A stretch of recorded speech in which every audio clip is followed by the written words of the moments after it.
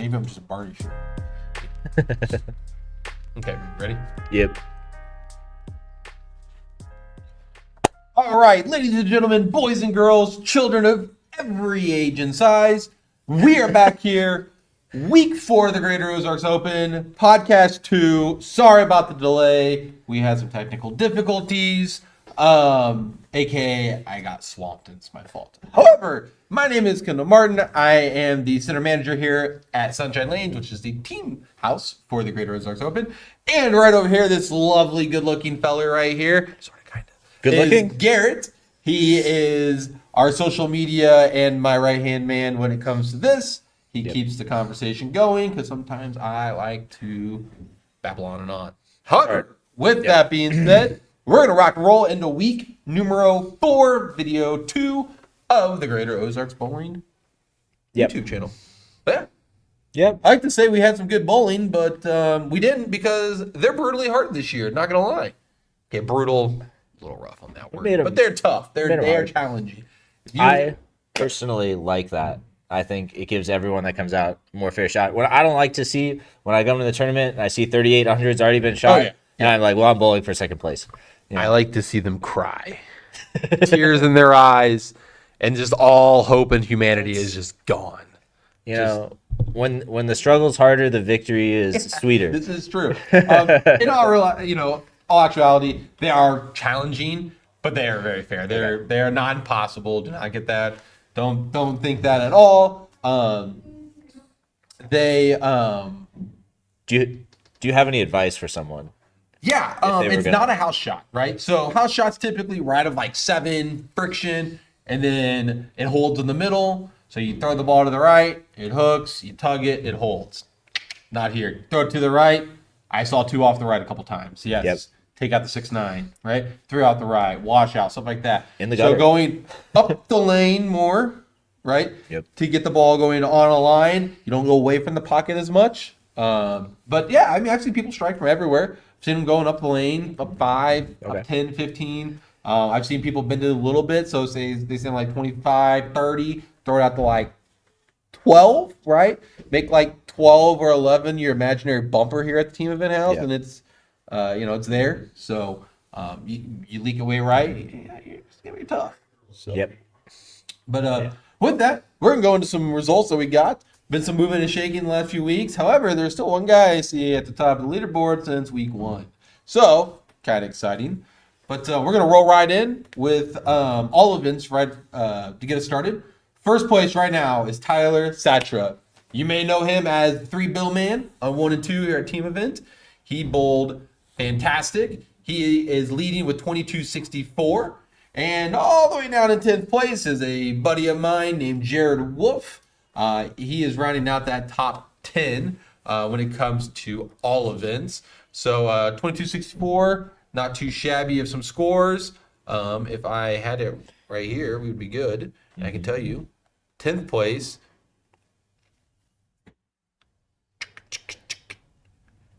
My screenshot was a fail. It was 21-22. So about 100 pin difference between first and 10th place right now. But nothing too crazy. Any other names I see in there? Bill Nichols, he's a heck of a player. I think Steve, the owner, told me he had 34 in a row in league a couple weeks back. 34? That's impressive. Yeah. That's a lot of strikes. Yeah. That's a lot of strikes. Where was that? Was that? They're from Arkansas. Oh, that was their house. Okay. So, yep. All right, moving on into team event is Eclipse Window Tinting. They are from Rogers, Arkansas, speaking of Rogers, and they shot a 34.86. It's a solid number right there, actually. 34.86 is leading team event right now with handicap.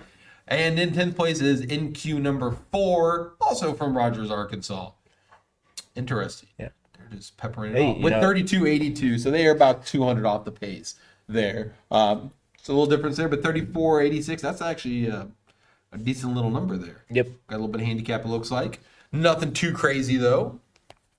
Moving on into doubles, which is, in my opinion, doubles is the hardest event. As far as it, because you go singles first, followed by doubles. Maybe you blew your load game set 1, and then you know, it's so hard to get two people. It's hard to get, up, yeah, exactly. Right. So many times I have a great series, or my buddy's struggling, or you have guys with two different looks. And it's fast paced, so everything just moves fast. Team event, it's hard to get all 5 guys to bowl good, but it's slower. You can kind of see More reads a time to little faster. think. Yeah. And more time to talk with the other 4 guys on your team. Yeah, absolutely. But leading it is 1548, and they are leading it from week 1 as well. Reynolds and Rothling, not bad, 1548. They've got a solid 60-pin lead on second place. And in 10th place is Smith and Foy from Independence, Missouri with 1456. Nice. So, they got a 100-pin lead on 10th place, Missouri guys. 100-pin gap. So, not too bad there. In the 6-game combine, if I can read my handwriting, Catlin Morris from Omaha, Nebraska with 1514, which again, 6-game combine's pretty impressive. To bowl good both sets for 6 games to be leading it, that's still a pretty impressive thing. 1514 for Caitlin Morris. And in 10th place is Anthony Sanchez from Olathe, Kansas with 1438. Okay. So not too bad. About a 70-pin gap there between 1st and 10th. Again, we're 4 weeks in of 17 weeks. Yep. Everything's going to start filling in, right? Yep. You got some drastic changes right now. Those will fill in. Yep. As they go. Singles all the way from Plattsburgh, Missouri. James Kennedy is leading that bad boy with 799. One away from an 800 series. So shoots 799. And in 10th place is Clint Kohler. Sorry if I said that wrong. From Concordia, Missouri. With 762. So that's pretty bunched up right there. That's 30 pins difference. Yep. So singles is definitely really bunched up there. So that's kind of rounding out all of the scores that we've got from team, singles, doubles, 6-game, and all events. Scores are very realistic. However, they're very realistic because it's kind of challenging here. Yep. Might be the hardest Enterprise or Sunshine's ever played. Enterprise is a little easier than last year. I do expect probably 850 to win singles is my guess. Really? With some handicap, something like with that. Handicap, yeah. Yep. 6-game combine might sneak to 1600. Just might. Maybe a high 15s, my guess, but you could see a 1600. They did ease them up there, but nothing unrealistic. I mean, it's not like 1900s being shot. Yeah. It's a big number.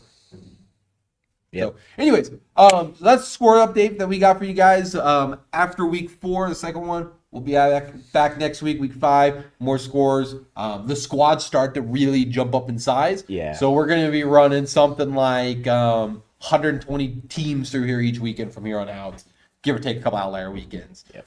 32 lanes here at Sunshine. So that means we're pretty much full all 3 squads. Yep. 32 for that 12 o'clock squad. The 5 o'clock squad here is typically like 20 lanes now.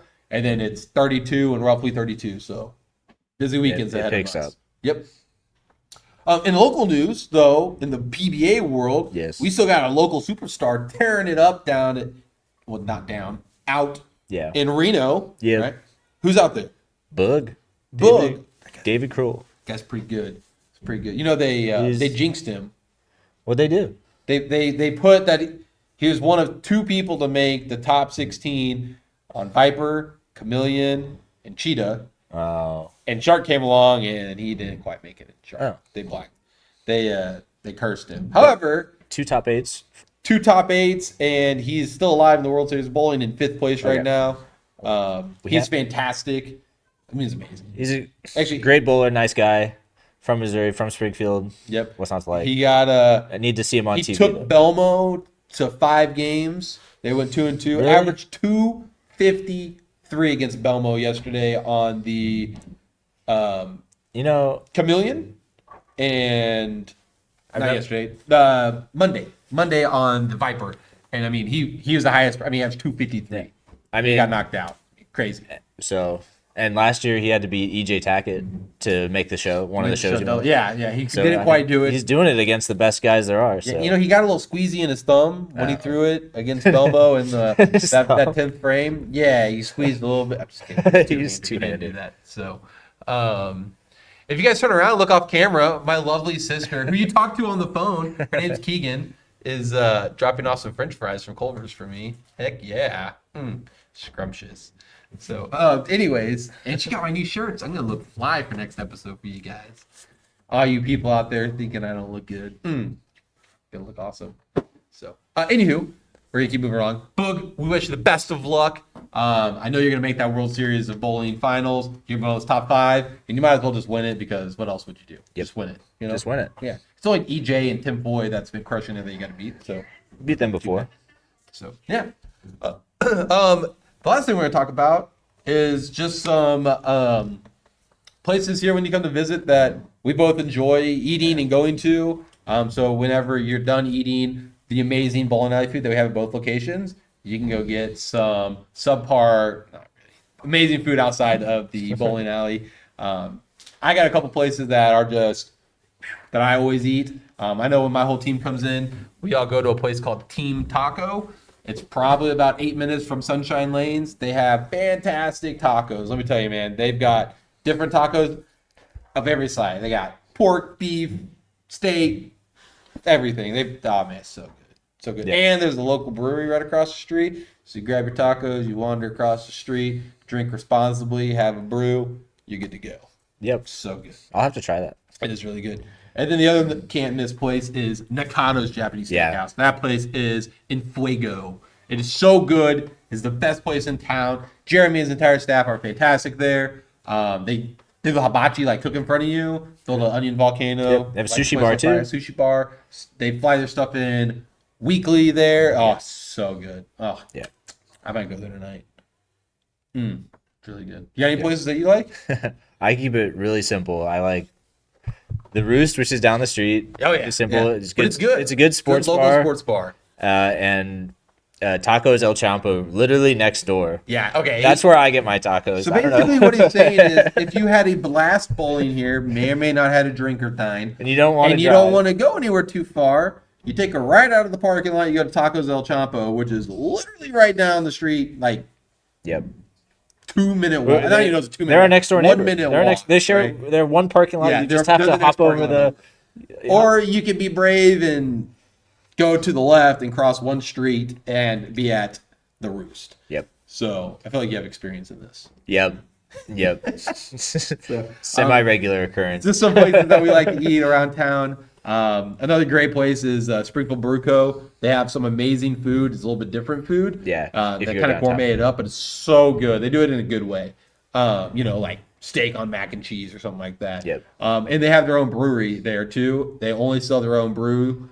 And they're good. You can see it all as you walk in. They've got the the whole brew. You see the big old really jugs cool tanks. Pretty cool. So there's some places around here. They're not far away. Springfield Brew Co. is like 5 minutes from here. Yeah, just down the street, hang a right. We're still a small town. Yeah, ish, growing. Yeah. So you got anything else for them? No, that's nothing at all. Nothing at all. Nobody stole our 24 karat gold bowling ball. Thank God. That's good. So I'm sure if they came down here, that would be what they took. Not Absolutely. The cameras, the computers, just our $100 microphones, our priceless bowling ball, our lighter collection. So, anyways, that's all we got. We look forward to seeing you guys next week. Again, if you show up, bowl the tournament, come say hi. I'm always here at the team house. If you don't see me, I might be hiding in my office because sometimes 23 hours in the bowling alley in 2 days. Yep. And I'm doing a lot of check-ins this year. You'll see him more singles and doubles. But stop by, say hi, and you got something cool, shoot a little video with you real quick. Yeah. So, say hello. Perfect. All right. Until next time. See ya. Au revoir.